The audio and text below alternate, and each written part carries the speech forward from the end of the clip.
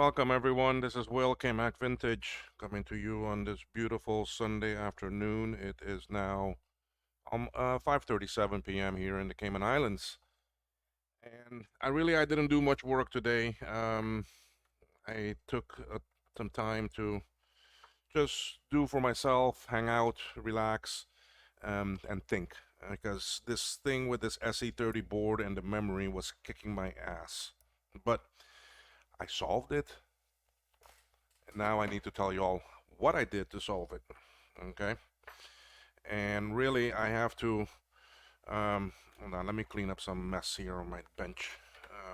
I put away the hot air. Boy, I use that hot air like crazy. Um, yeah, as you know, I was having trouble with when I go to add the fourth set of memory to the board. Okay, let me go to the desk view so you can see. Okay. So I was adding, we can zoom in some so it can be a bit better. Okay. So memory on the SE30 has to go in pairs. So you have to put in four. You have to. It won't go any other way. Okay. It has to because this is bank zero. This is bank one. Okay. So you can't just put in two and expect these are 1 megabyte sims. So you can't expect really just two. I'm gonna get 2 megabytes. If I don't put this in, it's gonna fault out. It's gonna give me sad Mac giant. Okay. So now I was running it with memory here, here, and here, and I was not getting the sad Mac. But when I go to put in this pair, I was getting the sad Mac. Okay. Now I went with others. We looked at the F258 chips, and it wasn't them. I took off all six. I put on new six.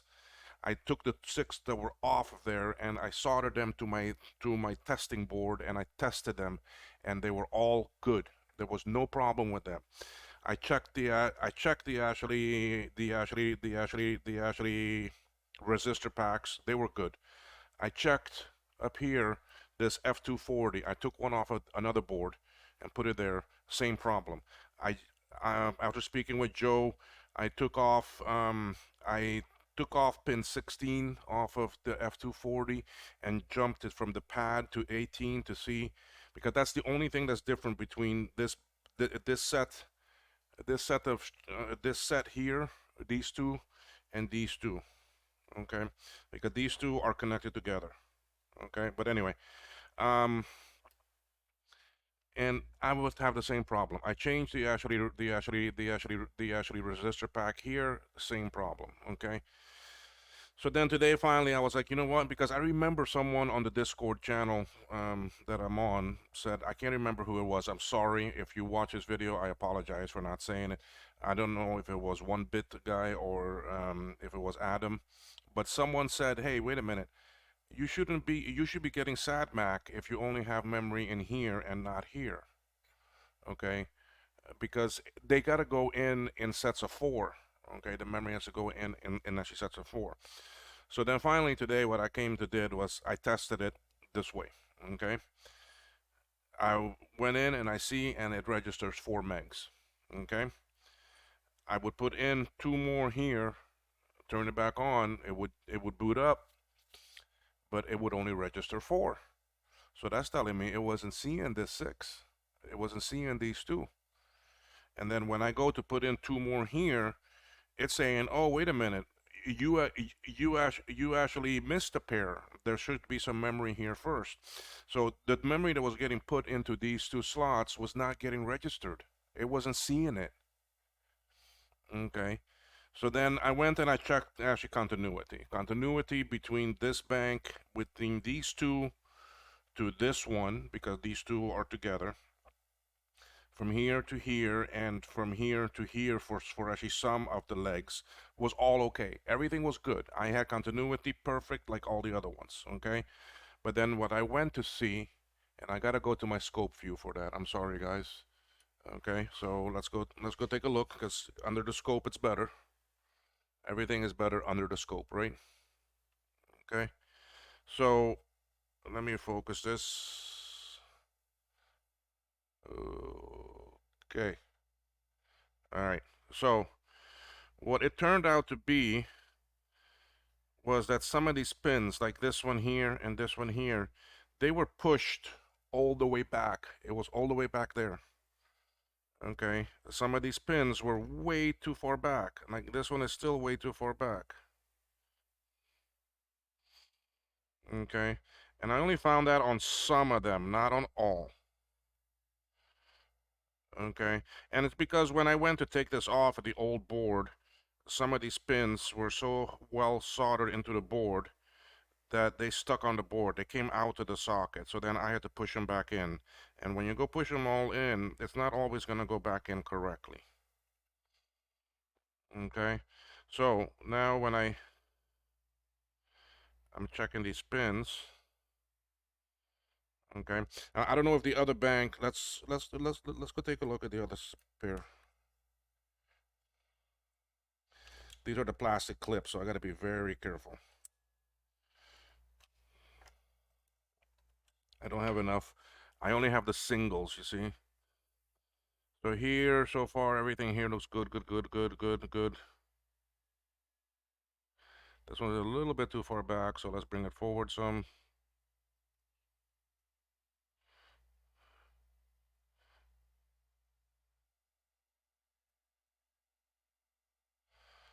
Okay, so they all look good. Okay, what I'm seeing is basically if this top edge is even with the plastic, you're good. Okay, so that's basically what I'm looking at. All right, now some of these are a bit more never hurts, but at least this, if you're even, you should be good.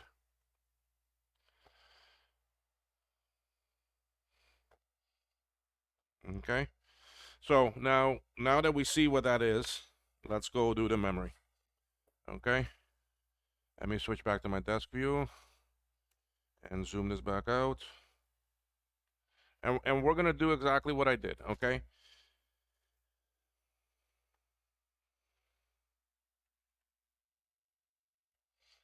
All right, now if I do just two,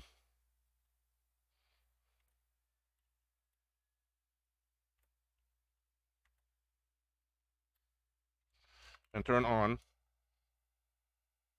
oh, I don't have the power connected. It'd be nice if I did that, right? Well, listen, bad Mac, sad Mac shine, okay? Because I only have two. If I go put in the other two, again, this is the plastic slot, so I got to be very careful, guys. Um,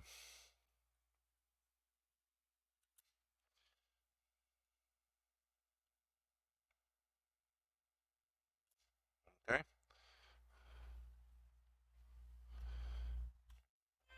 Happy. All right. I go put in two more, and this is where I found it. Okay, this is where I found it out. So if I go put in like that, sad Mac, because it cannot be that way. It's got to be in sets of four. Okay. So now once it did that, now I knew, it registered that it actually registered those two SIMs. Okay. So now it sees them. Put that one back in. Now I have a full complement, and there we are. We have 8 megs.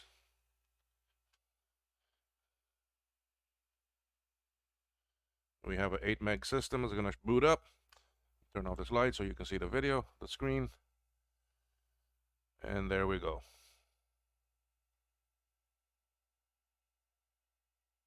So nothing of a bad chip, bad trace, or anything. These chips are all good. I am waiting on my 166s to arrive. I did order them, and they should be shipping from Mouser today. And arrived at the Florida house, and then they'll come down with my cargo. They're not going to ship my cargo until that arrives for me. Okay, so now if we go and look, memory, 8 megs. There we are. We have our 8 megs of memory. So all this work,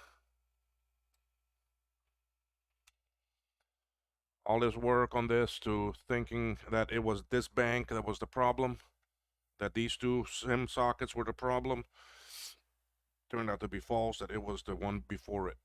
This one was not registering. It should not, sorry, as soon as I had 3 pairs in, it should have given me a SAT back.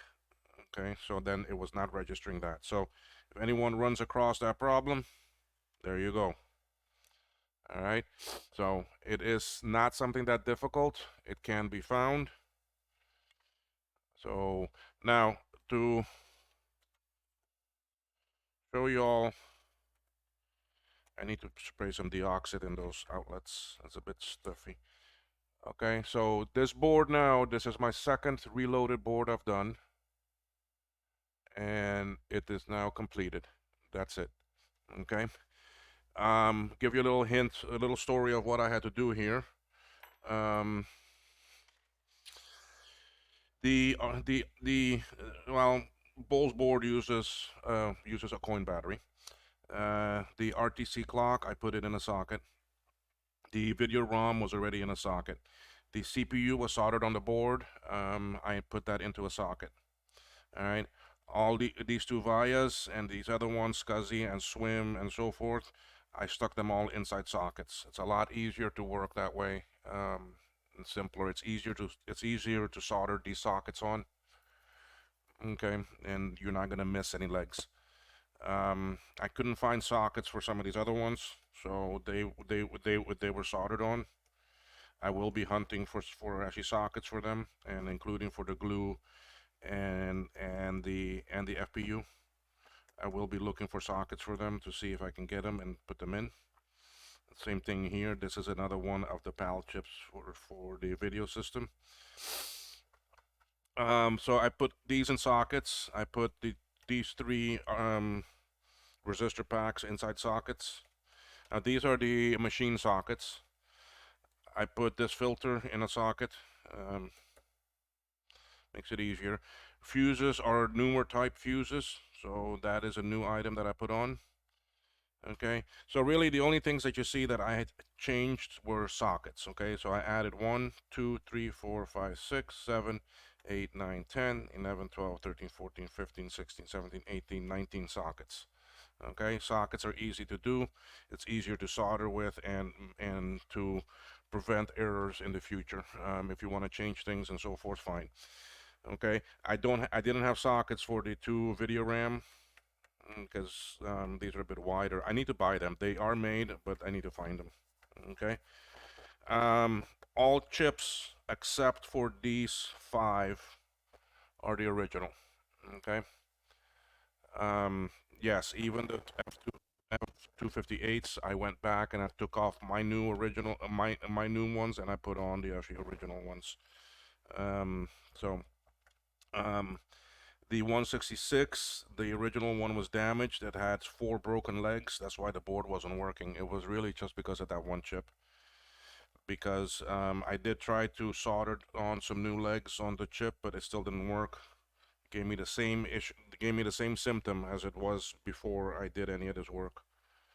So that tells me, Dan, that the person in Dallas that did the work on this board did an excellent job. He did it correctly, but I don't think he saw that the 166 legs were broken or that they weren't making contact because it was very rusty and very bad. So I think that if he did see them and he switched that chip, this board would have worked.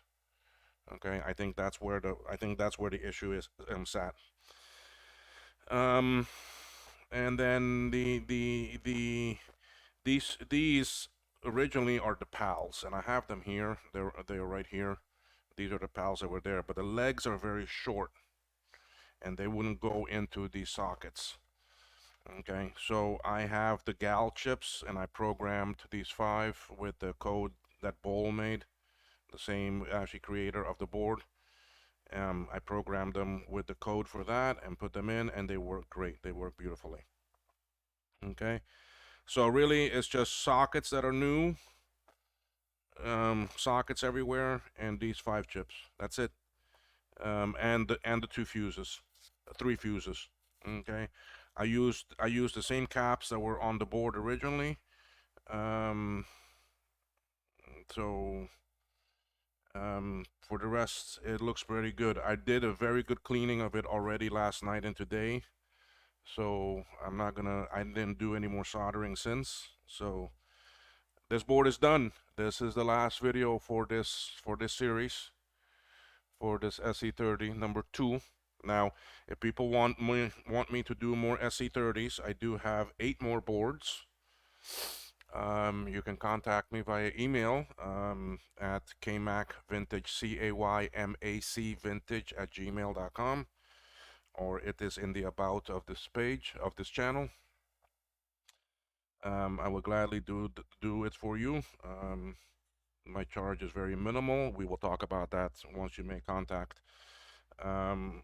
I do like to use sockets, so you may have to pay a little bit for the sockets that I will use, because my fee is a set price just to do the work.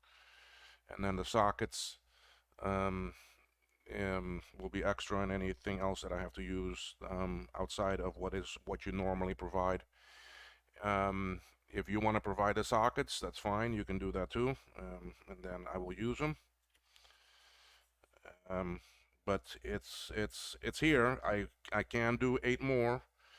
This one went a lot quicker. I did the soldering work in, I would say 14, 15 hours, and then the rest of the time was problem solving. So I have about 20 hours in this board, which is really not too bad.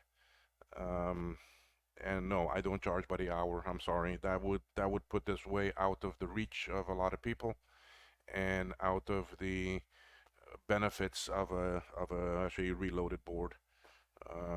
So my charge is very minimal, because I want the community to take advantage of these boards that are out there, restore their computers, and have the pride and joy that they have a SE30 that has been reloaded. Bull did a great job designing this board, and it should be getting out there more. So my charge is very low. So anyway, I do have 8 more I can do. So Dan, I will save this and pack it up. I have your wonderful package box that you created, and it will go back in there. I will leave the memory in the board, because these two SIM sockets back here, the 2 white ones, they're single. It is NOS stock, so the plastic is a bit brittle. You have to be very careful putting it in and out. I always release it, and when I'm putting it into, I also pull the tabs back and push it in, okay?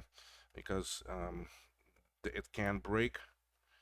When I did my first one, I went gung-ho and I pushed it back in, and I broke it. So I learned from my experience. So I will leave them in. It's easier to ship that way, and it's safer, I think. But yes, folks, thank you.